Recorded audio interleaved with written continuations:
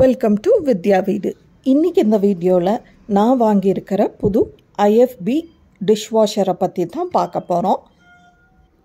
ஒரு டிஷ்வாஷரை வாங்கினா அது கூட வேறு என்னெல்லாம் வாங்க வேண்டியது இருக்குன்றத முதல்ல பார்த்துடலாம். முதல்ல இது ரின்ஸுங்க. இந்த சின்ன பாட்டில் ரின்ஸு, அதாவது பாத்திரங்களையெல்லாம் நல்லா பளபளன்னு வைக்கிறதுக்காக இந்த லிக்விடை ஊற்ற வேண்டியிருக்கும். அடுத்தது இது சால்ட்டுங்க. சால்ட் நார்மலாக க்ளீனிங் பர்பஸ்க்காக தான் யூஸ் பண்ணுறோம். ரின்ஸையும் சால்ட்டையும் தீரும்போது ரீஃபில் பண்ணால் போதுமானதாக இருக்கும். அடுத்ததாக இப்போ ஓப்பன் பண்ணுறது டிஷ் வாஷிங் பவுடருங்க.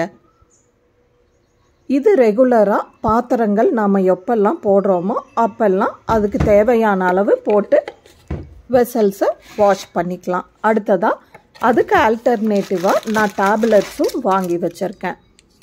இப்போ நான் டேப்லெட்ஸ் தான் யூஸ் பண்ணிகிட்ருக்கேன். அடுத்ததாக டீஸ்கேலர். இது அந்த மிஷினை வாஷ் பண்ணக்கூடிய வாஷிங் பவுடர்.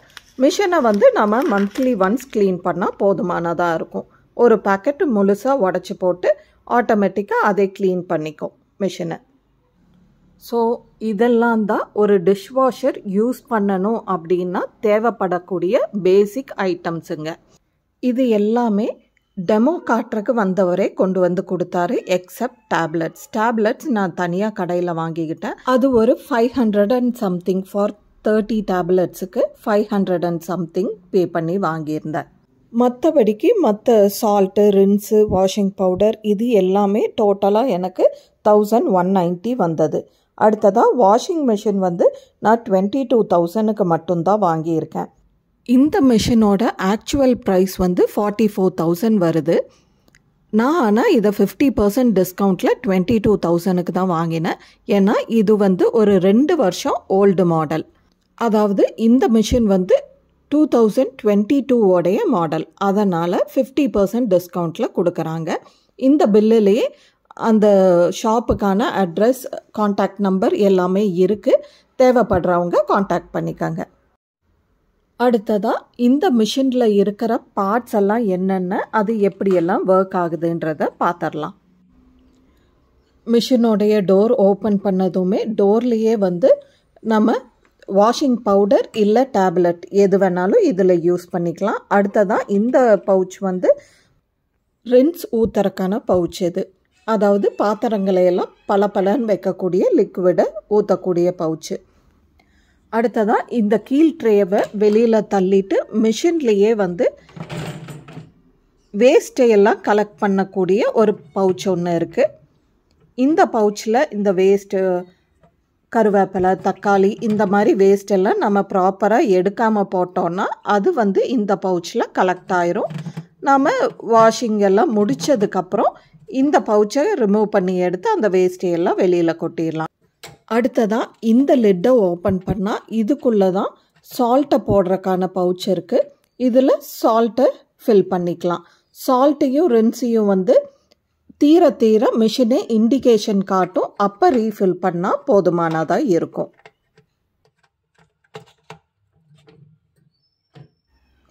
அடுத்ததாக இந்த டிஷ்வாஷரில் 2 ஃபேன் இருக்குது.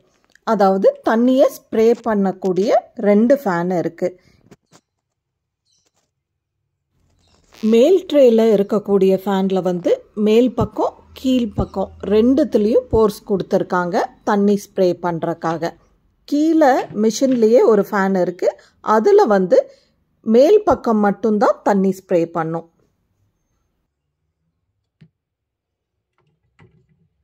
இப்போ இதில் பார்த்தா தெரியும், ஹோல்ஸ் இருக்குது பாருங்கள். அதில் தான் தண்ணி ஸ்ப்ரே ஆகுது. இப்போ இதை நல்லா வெளியில் எடுத்து காட்டுறேன் பாருங்கள்.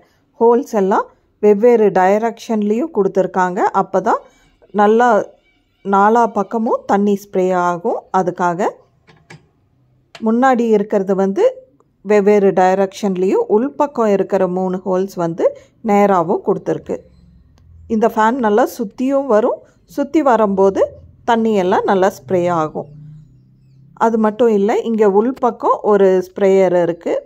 நான் கை வச்சு காட்டுறேன் பாருங்கள். அதிலிருந்தும் தண்ணி ஸ்ப்ரே ஆகும்.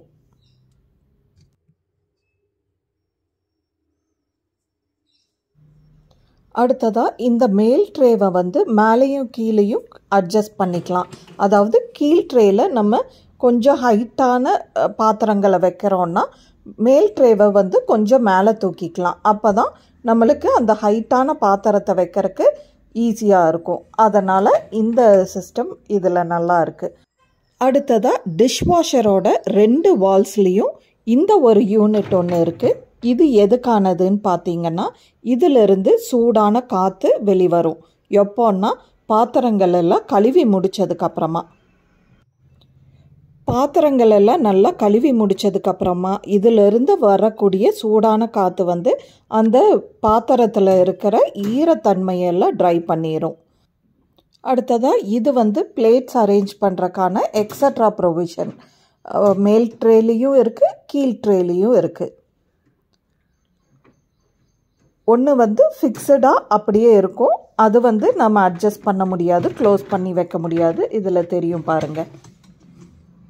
ஒன்று வந்து எதுவும் பண்ண முடியாது, அது அப்படியே தான் இருக்கும்.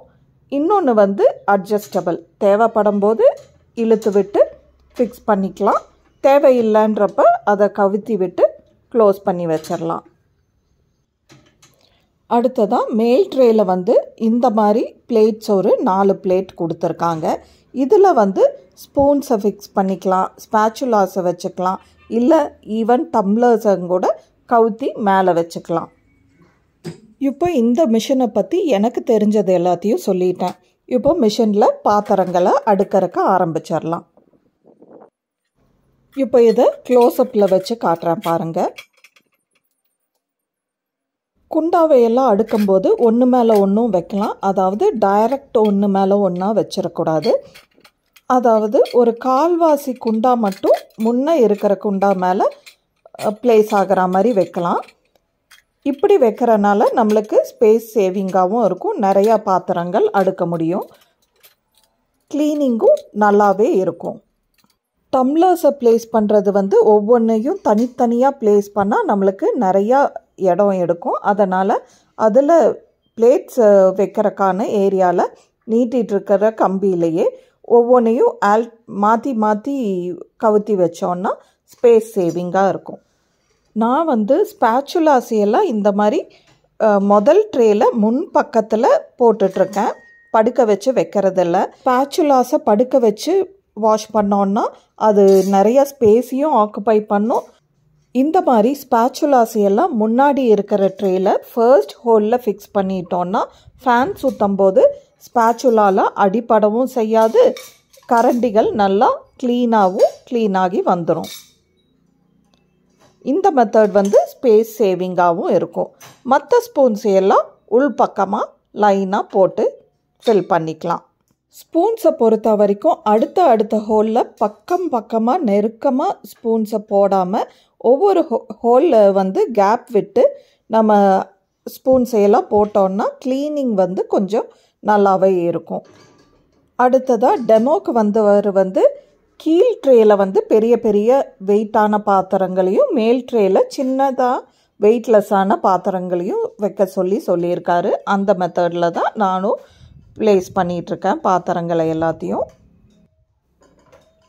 அடுத்ததாக பிளேட்ஸு, லிட்ஸு இதை எல்லாத்தையும் அதுக்கான ப்ரொவிஷனில் வச்சிடலாம்.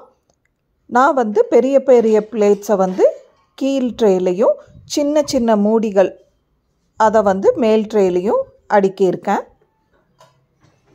அடுத்ததாக ஸ்பேஸ் சேவ் பண்ணி எப்படி டம்ளர் அரேஞ்ச்மெண்ட்ஸை பண்ணுறதுன்றதை பார்த்துடலாம்.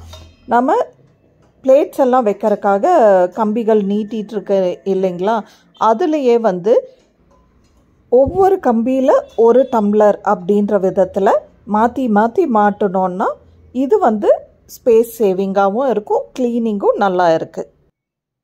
அடுத்ததாக பெரிய பாத்திரங்களையெல்லாம் கீழ் ட்ரேயில் டைரெக்டாக அப்படியே கவுத்தியும் வைக்கலாம், இந்த மாதிரி ஸ்லாண்டிங்காகவும் வைக்கலாம், நல்லா தான் க்ளீனிங் ஆகி வருது. அடுத்ததாக இந்த குக்கர் லிட்டை நான் எப்படி ப்ளேஸ் பண்ணிகிட்ருக்கேன்றதை பார்த்துடலாம். குக்கர் விசிலை வந்து எடுத்து பிளேட்டிங் பண்ணக்கூடிய அந்த கம்பிகள் நீட்டிகிட்டு இருக்கு இல்லைங்களா, அதுலேயே வந்து மாட்டி விட்டுடுறேன். கீழே எங்கேயும் வச்சாலும் அது கீழே விழுந்துரும். அதனால் இந்த கம்பியில் குத்தி விட்டுட்டா எங்கேயும் விழாமல் நல்லா க்ளீனாகி வந்துடுது. கடைசி கம்பியில் வந்து குக்கர் லிட்டை மாட்டி வச்சிட்டேன். அடுத்ததாக பிளேட்ஸை எல்லாம் ப்ளேஸ் பண்ணிடலாம். இந்த குக்கர் லிட்டுக்கு மட்டும் கொஞ்சம் கேப் இருக்கா மாதிரி பார்த்துக்கங்க. அப்போ தான் லிட்டு நல்லா க்ளீனாகி வரும். டிஷ்வாஷரோட பார்ட்ஸை பற்றி சொல்லும்போது நான் இதை சொல்கிறக்கு மறந்துட்டேன். ஸ்பேச்சுலாஸ் அண்ட் ஸ்பூன்ஸ் எல்லாம் வைக்கிறதுக்கு இந்த மாதிரி ஒரு ட்ரே ஒன்று கொடுத்துருக்காங்க. அடுத்ததாக இந்த கம்பி வந்து பாட்டில்ஸை கவுத்தி வைக்கிறதுக்காக கொடுத்துருக்காங்க. ரெண்டையும் நான் கழட்டி எடுத்துட்டேன். ஏன்னா இது ரொம்ப ஸ்பேஸ் ஆக்குபை பண்ணுது. அதனால் கழட்டி எடுத்துட்டு நான் ஸ்பூன்ஸையும் வாட்டர் பாட்டிலையும் டைரெக்டாகவே ட்ரேஸில் ப்ளேஸ் பண்ணிக்கிறேன். அதுவே க்ளீனிங் நல்லா தான் இருக்குது. இப்போது இன்றைக்கி வாஷ் பண்ண வேண்டிய எல்லா பாத்திரங்களையும் நீட்டாக அடுக்கி முடித்தாச்சு.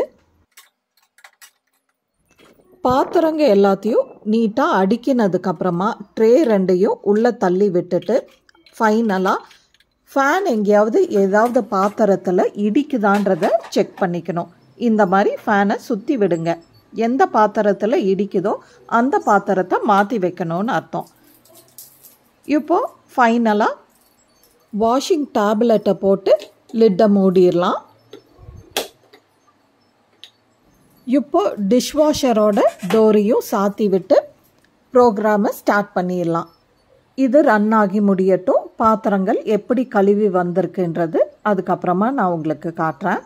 நான் செட் பண்ணது வந்து 60 டிகிரி ஹீட் வாட்டரில் 1 மணி நேரம் 20 நிமிஷம் ரன் ஆகக்கூடிய ப்ரோக்ராம் தாங்க. இப்போது ப்ரோக்ராமு கம்ப்ளீட் ஆகி டோர் ஓப்பன் பண்ணியாச்சு. பாத்திரங்கள்லாம் நல்லா பலன்னு கழுவி வந்திருக்குங்க. நல்லா பாத்திரங்களும் தொடருக்கு நல்லா சூடாக இருக்குது. டிஷ்வாஷரில் பாத்திரங்களை கழுவுறதுக்கு என்னுடைய ஒரு ஒப்பீனியன் என்னென்னா, அடுப்பில் வைக்கக்கூடிய பாத்திரங்களை நாம் ஸ்க்ரப்பரை வச்சு தேய்ச்சி எடுத்துட்டு அப்புறம் மிஷினில் போடுறது நல்லது. மற்றபடிக்கு அடுப்பில் வைக்காத சாமான்கள், அதாவது சாப்பிட்ற பிளேட்டு, டீ குடிக்கிற டம்ளர், தண்ணி குடிக்கிற டம்ளர், இதெல்லாம் நம்ம எதுவும் தேய்க்க தேவையில்லை. அப்படியே கவுத்தி வச்சிடலாம். நல்லா வாஷ் ஆகி தான் வருது. ஓவராலாக டிஷ்வாஷரை பற்றின என்னுடைய ஒப்பீனியன் என்னென்னா, நான் வந்து ஒர்க்கிங் விமன், பாத்திரம் கழுவுறதுக்கு எனக்கு நேரம் இல்லை அப்படின்றவங்க டிஷ்வாஷரை யூஸ் பண்ணலாம். மற்றபடிக்கு வீட்டில் இருக்கவங்க எனக்கு பேக் பெயின் இருக்குது, ரொம்ப நேரம் நிற்க முடியாது, இல்லை உடம்பில் வேறு ஏதாவது ட்ரபிள் இருக்குன்றவங்க டிஷ்வாஷரை யூஸ் பண்ணலாம். மற்றபடிக்கு என்னால் நல்லாவே பண்ண முடியுன்றவங்க தயவு செஞ்சு டிஷ்வாஷர் ஆஃப் பண்ணாதீங்க. இது கையில் நம்ம கை போட்டு வெசல்ஸை கழுவுற அளவுக்கு சுத்தமாக இருக்காது. ஸோ இதுதான் என்னுடைய ஒப்பீனியன். ஸோ டிஷ்வாஷரை பற்றி இனியும் கூட கொஞ்சம் இன்ஃபர்மேஷன், அதாவது என்னென்ன பாத்திரங்களை போடலாம், எது போட்டால் என்ன ரிசல்ட்டு தருது, இந்த மாதிரியான இன்ஃபர்மேஷனை நான் அடுத்த வீடியோவில் உங்ககிட்ட ஷேர் பண்ணிக்கிறேன். என்ன தான் ஒர்க்கிங் விமனாக இருந்தாலும் டைம் கிடைக்கும்போது கையில் தான் கழுவிட்டுருக்கேன். என்னால் டைம் கொடுக்க முடியாதப்போ மட்டும்தான் டிஷ்வாஷரில் வெசல்ஸை வாஷ் பண்ணிகிட்ருக்கேன். ஸோ இந்த வீடியோ உங்களுக்கு யூஸ்ஃபுல்லாக இருந்ததுன்னா do not forget to subscribe, like and share Vidya Vidu. Bye.